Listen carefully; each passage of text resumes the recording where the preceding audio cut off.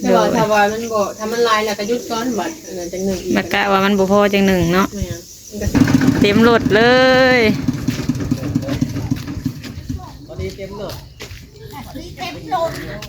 ต็มรถว่านักอันนี้ขาหาบ่ หัวชิ้นไว้ลาบนี่น้องเอาออกมาจากบนเต็งน้ำก้อนไว้โดยกับสบายดีและสวัสดีเด้อพ่อแม่พี่น้องเบิดสุขสุขคนเนาะบรรยากาศตอนเช้าๆมื้อนี้พี่น้องมืองามยามดีพี่น้องคืนเทือนใหม่เมตู้ค่ำพี่น้องเอ้ยแต่ลำน้อยก็ออกมาแต่เช้าเพราะว่าคืนนี้นำบ่ได้ออกมาซอยน้องๆเพิ่นแต่ลำน้อยติดธุระน้อยหนึงพี่น้องทางเฮือนแต่บอกน้องชายพามีว่าเอ้ยบ่ได้ออกมาเด้อเพิ่นว่าบ่เป็นหยังเพิ่นว่ามันก็เวียกบ่หลายปานใดเพิ่นว่าเพราะว่าขับปุ่นน่ะสร้างเอาเพิ่นว่ามีแต่พากันซอยซีนน้องๆพากันซอยซีนเมื่อคืนนี้ตอนเช้ามาเขาน้องไผ่ก็มานึ่งข้าวเพราะว่าจุเพิ่นนอนอยู่ในแคมป์นี่เนาะเพื่อนบ่าวพามีนี่แหละนอนอยู่หันกับบ่าวเก่งแล้วน้องผู้วงน้องเลนี่ก็นอนอยู่นี่เพิ่นก็ลุกนึ่งข้าวแต่เช้าเพิ่นเลยตอนเช้าเลยพี่น้องเอ้ยก็มีคนกับบ่ทันมาหลายพี่น้องมีแต่เขาไม่เท่าค่ำเขามาแล้วเขาบ่าวเก่งเขาน้องละตีน้องเลก็อยู่นี่แหละพี่น้องเขาบ่าวพามีก็กำลังมาพี่น้องบรรยากาศทางในบ้านหมอสูตรเพิ่นก็มาเลยพี่น้องมาแต่เช้าพี่น้องเอ้ยมาแต่เช้าสิพาไปเบิ่งทางหลังบ้านก่อนพี่น้องเพิ่นพากันเฮ็ดหยัง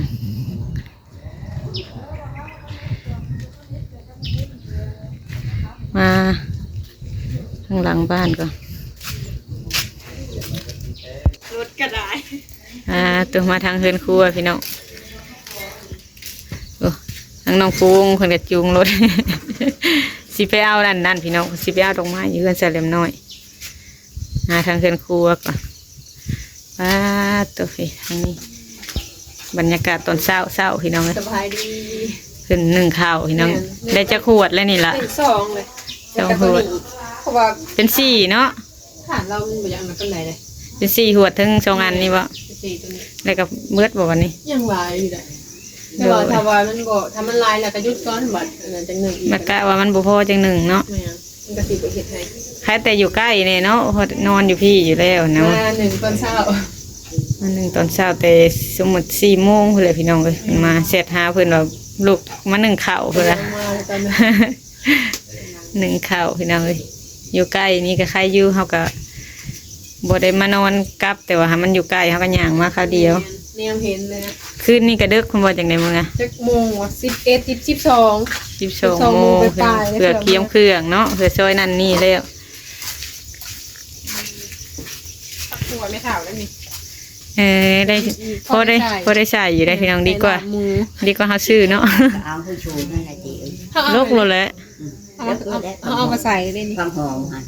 โลกเอา อันนี้ก็พอได้คืนนี้ไปไหวขัวมื้อนี้แหละบัดหนึ่งเขาแล้วก็ขัว มันยังตัวนี้นะซีนบ่ อันน้ำมูกับตับหนึ่ง โดยเพิ่นซอยไว้เลยพี่น้องเอ้ย ซอยไว้เรียบ ซอยแล้วก็เสแข็งไว้ ใส่บ่ออะไรมือ ไปแล้ว ไปเอาเลย ดอกขุดดอกอันนั้นอะไรอยู่เฮือนหั่นน่ะมีอยู่น้ำจะคงป้าพี่น้องเต็มรถมาแล้วพุ่นทีมงานบ้านเตาถ่านได้พี่น้องเตา ให้เที่ยวก็คักเลยตัวเขาไหมเต็มรถเลยพอดีเต็มรถนาตีเห็นดิตะคูว่าเพิ่นสบายดีเด้อมามือใดมาแต่บ้านนะ แม่เขาอยู่ นี่ คือเดือลืมเลยได้ แย่นะแย่ชอบได้แบบสาวเลยเนาะนอน เอานอนพี่นะ นอนตู่บ่พอมีได้เขามานอนเผาเครื่อง ตั้งแต่เช้าๆคุณละท่านได้แจ้งมัน โอ้ยหนาวเลยวันนี้นะ เพื่อ โอ้ยกินข้าวฮะ กินแต่ดับแค่นี่ ชุดแล้วบ่ทาทานนะ ยัง ไปสักไงแล้วมันไป โยฮะกระจูดมันซื่นดิ หากับมือซื่นเนาะมันเตาใหญ่อยู่ของเรากันเนาะ น้อยของเขามันหาขายบัตรวันนี้ขายเมื่อคืนนี้ จะสอบจัง โอ้ยมือเตาอบบอกพกชอบ ใน6 ศอก เจ้าหน่อยกับปลากระเป็ด เอาของพ่อให้กันเนาะ พวกมักตะกบนะว่าจ้ะนะ เพื่อนในท้องอยู่เนี่ย ตัวเก่าว่าเราอยู่เนาะ จังนั้นเราอยู่ ก ไกลไปไกลมาเลี้ยวเห็นอยู่หักบ่ได้เห็นแต่เตาถ่านหั่นแหละเลี้ยว ตาทานลูกข้างหลานเนาะมันเล่น โดย เขากำลังไผ่เนาะเขากำลังนั่นมัน มาเลยเด้อพี่น้องเลยเห็นหน้าก็มาเลย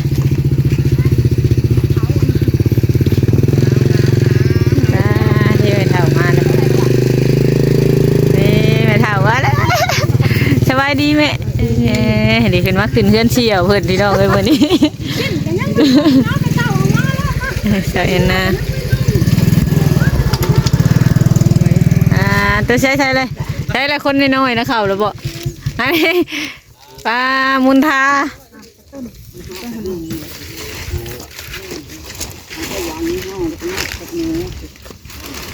เครื่องคุณมาแต่ตู้เพิ่นเลยพี่น้องลายอะไร สบายดีใหม่เด้อพี่น้องเด้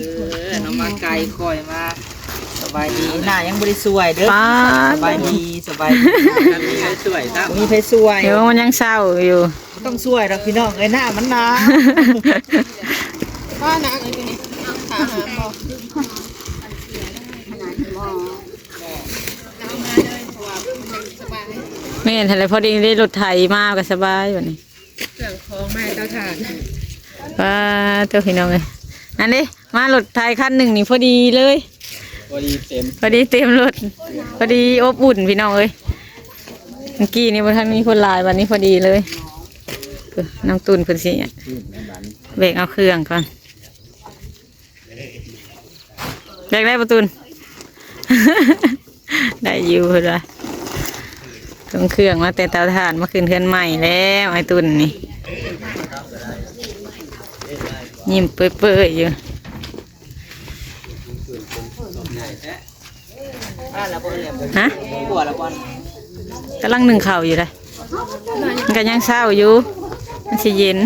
ของไม่เช้าเย็นเลยไม่เตาถ่าน แต่เตาถ่านนี่พอดีเลย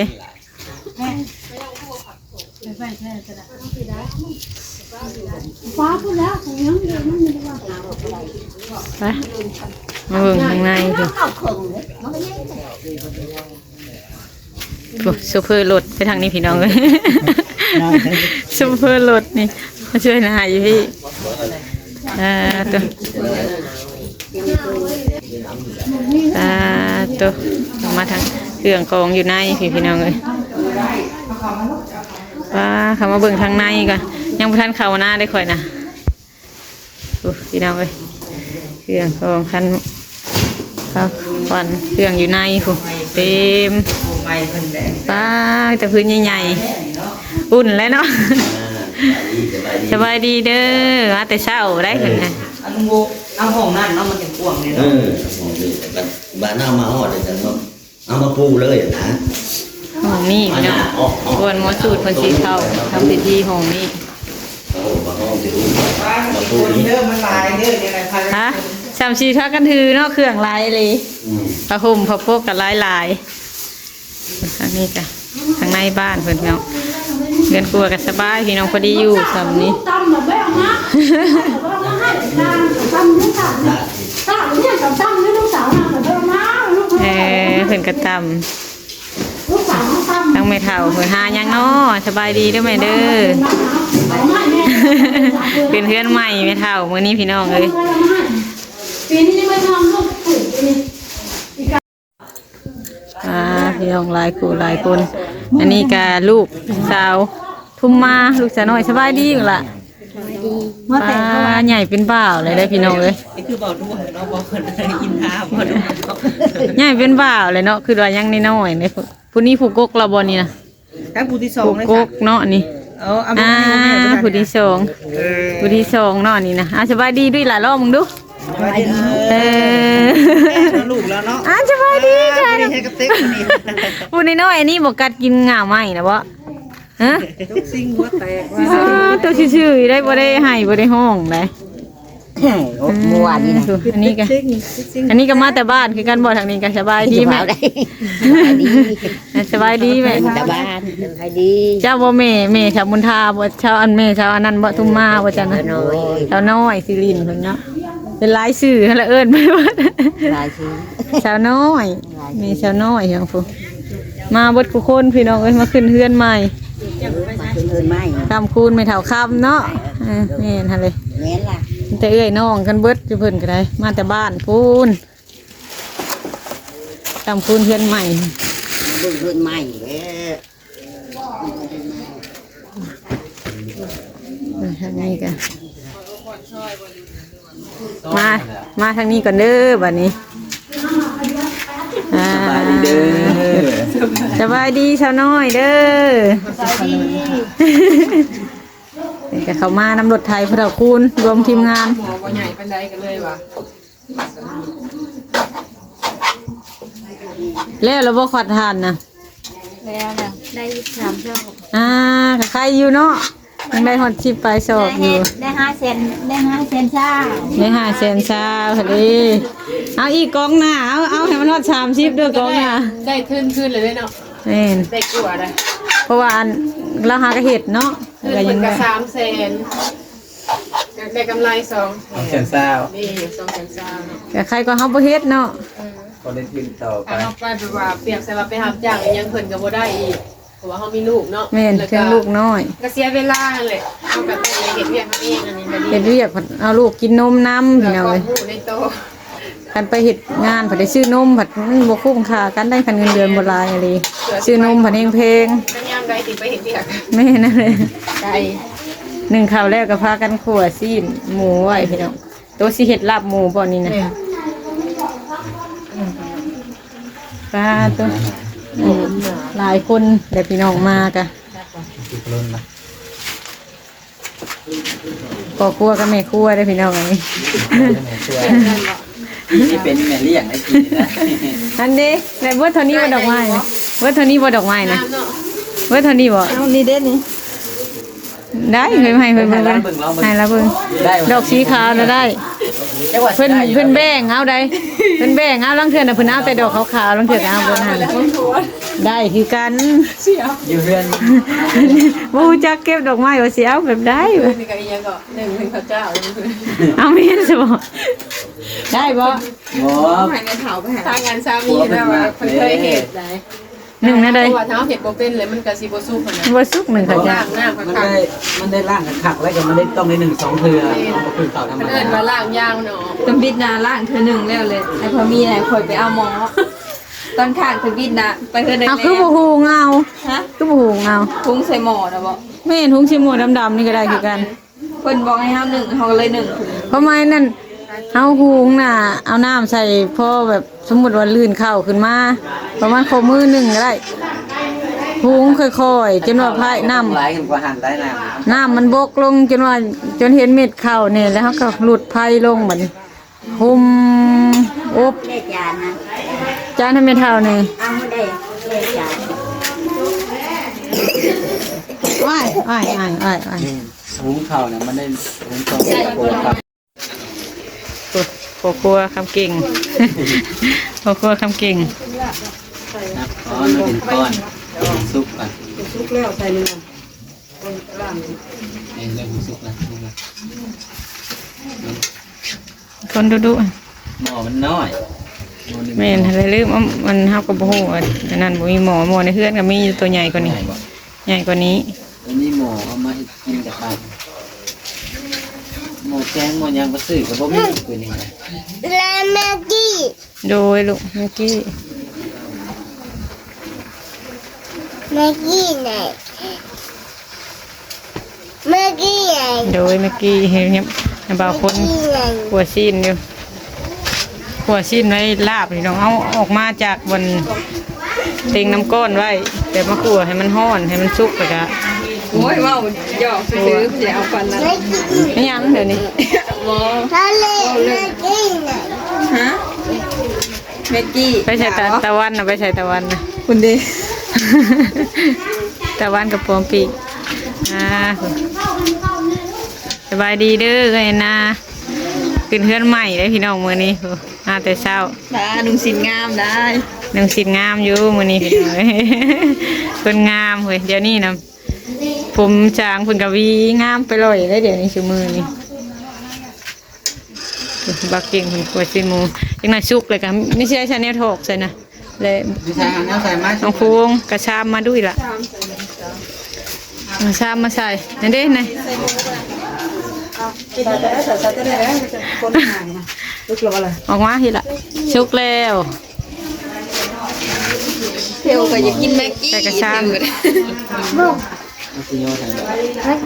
ง มีอันจับบ่พอเพนะนั่นเด้นี่พอเพอยู่นอกไปเถอะ อัน นั่นเด้ฮะ มันรักมาตัวนี้บ่ ยัง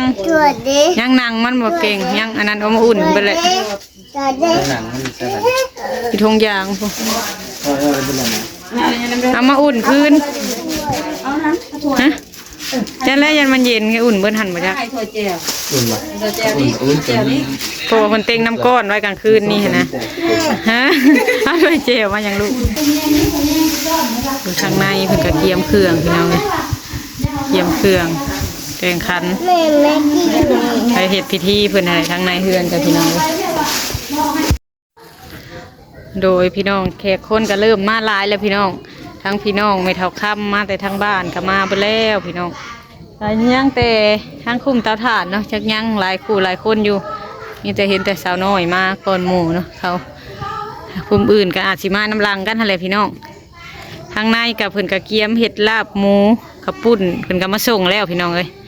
เกียมเครื่องเกียมของไว้เบิดแล้วมีแต่ท่าให้กันขึ้นเฮือนพี่น้อง